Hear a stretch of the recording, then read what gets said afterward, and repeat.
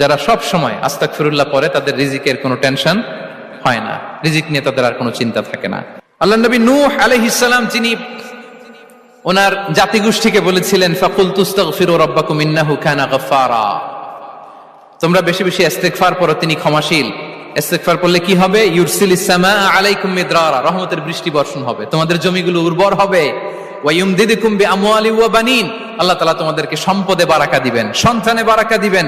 ওয়া ইয়াজআল লাকুম জান্নাতিন ওয়া ইয়াজআল লাকুম আনহারা, তোমাদের ফসল ক্ষেতগুলো সবুজ শ্যামল হয়ে ভরপুর হবে, তোমাদের রিজিকে বারাকা নেমে আসবে।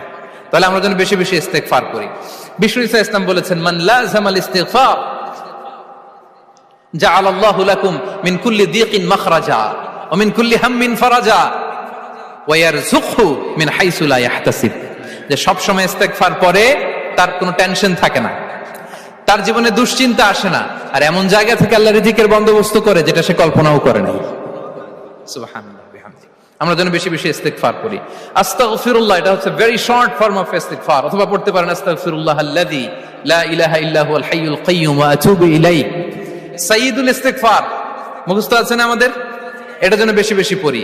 ইয়াকিনের সাথে যে সাইয়্যিদুল ইস্তেগফার পড়বে, যেই দিন পড়বে ওই দিন যদি মৃত্যু হয় সে জান্নাতি।